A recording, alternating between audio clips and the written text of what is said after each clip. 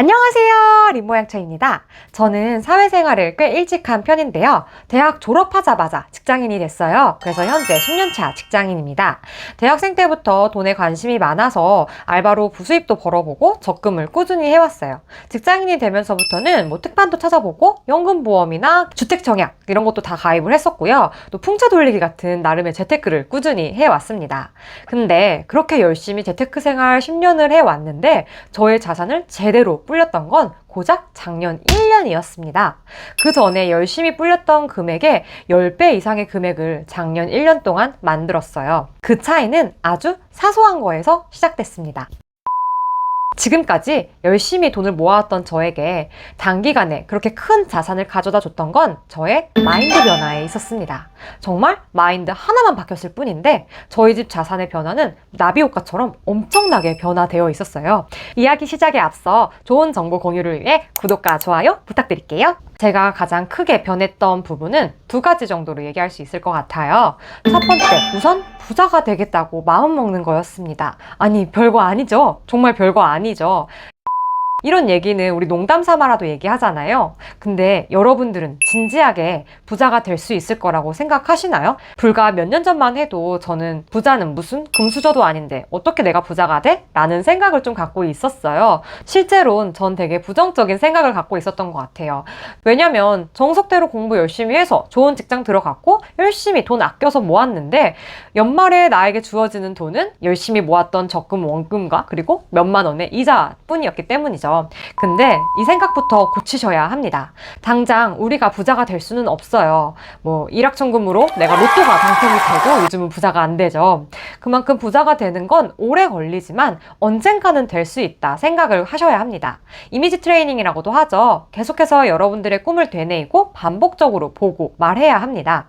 이때 단순히 부자가 돼야지 라고만 하시면 절대 안 됩니다. 내가 왜 부자가 돼야 하는지, 목표가 무엇인지 꼭 구체적으로 적어두셔야 해요. 그래야지 포기하지 않고 꾸준히 할 수가 있습니다. 저의 경우엔 부자가 되고 싶은 이유는 저의 가족 때문인데요. 저희 가족과 함께 보내고 싶은 시간들을 더 많이 갖고 싶어서 제가 경제적 자유, 부자가 되고 싶은 건데 이러한 이유와 구체적인 목표를 작성해 두시고 부자를 꿈꾸셔야지 오래 갈 수 있어요.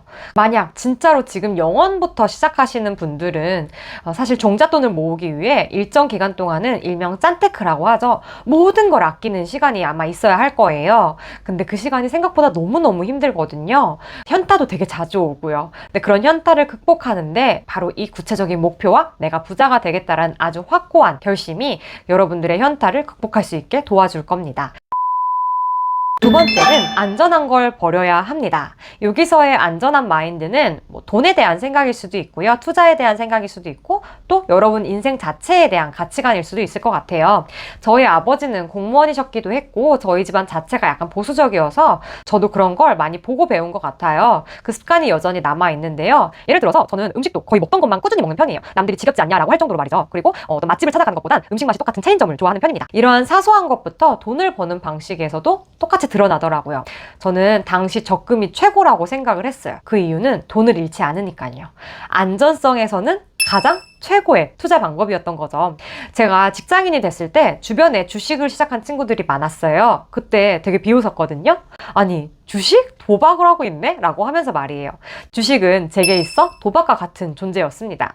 그런 제가 이렇게 열심히 주식을 하고 있을지 몰랐죠. 그리고 막상 주식이란 걸 공부하고 나니 그게 아닌 것도 깨달았고요. 주변에 그런 사람들이 있어요. 내가 뭘 하겠다고 하면 야, 그거 어차피 안 돼 라고 하는 그런 부류의 사람들이 있잖아요.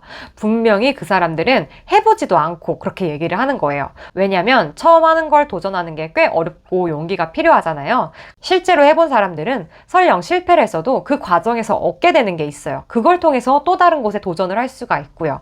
그래서 여러분, 이러한 변화를 겪지 않으면 절대 내가 부를 이룰 수 있는 기회조차 오지 않습니다. 여전히 주식이나 부동산 등의 투자의 리스크가 두려워서 적금에만 돈을 열심히 넣고 계시는 분들이 계실 겁니다. 충분히 제가 이해를 하는데 그거 아시나요? 적금은 서서히 돈을 잃고 있는 거라는 걸요. 예를 들어서 2%대 적금을 가입했다 해도 실제 수익은 2%가 안 되는 거 아시죠? 세후 차후 이자라는 게 있잖아요. 근데 간단하게 연간 물가 상승률을 2%라고 봤을 때 결국 나는 원금을 까먹고 있는 거와 같은 개념입니다. 눈에 보이지 않고 천천히 진행되기 때문에 안전하다라고 보는 거죠. 돈을 벌기 위해선 어느 정도의 위험성, 리스크가 필요합니다. 투자 방식에 따라 그 리스크 정도는 다르긴 하겠지만 하이 리스크, 하이 리턴이라는 말이 괜히 나오는 게 아니겠죠. 어찌 보면 단순해 보이는 이 두 가지의 마인드 변화가 현재의 저를 만들어줬습니다. 이제라도 깨달은 게 다행이다라고 생각을 하고 있어요. 그리고 진짜 경제적 자유를 이루고 싶다고 생각하시는 분들은 꼭 추천해주고 싶은 책 한 권 있어요. 제가 망치로 머리를 퉁 맞은 것처럼 충격을 받았었는데요. 이 책 덕분에 제가 마인드를 바꿀 수 있었던 결정적인 계기가 되기도 했습니다. 바로 브라운스톤님의 부의 인문학입니다. 이 책을 처음 보시는 분들은 좀 반감이 생길 수도 있어요. 저도 좀 그랬거든요. 제가 느끼기에 정치색이 꽤 많이 드러난다고 생각을 했어요. 왜냐면 그때 당시에는 제가 부의 마인드가 아니었기 때문이죠. 근데 이제 와서 다시 보니 이런 마인드로 돈을 바라봐야 나도 그 부자의 반열에 오를 수 있구나 라는 걸 느끼고 있습니다. 이건 나중에 기회가 되면 책 리뷰로 더 자세히 다뤄보고 싶어요. 여러분들에게 꼭 추천드립니다. 참고로 마인드 세팅만 했다고 무조건 부가 커지는 건 아닌 거 아시죠? 종잣돈 모으기와 돈 공부 그리고 실행이 함께 이뤄져야지만 하는 거 잊지 마시고요. 그럼 오늘도 부잣길 걸으세요. 정보가 도움이 되셨다면 구독과 좋아요 부탁드릴게요.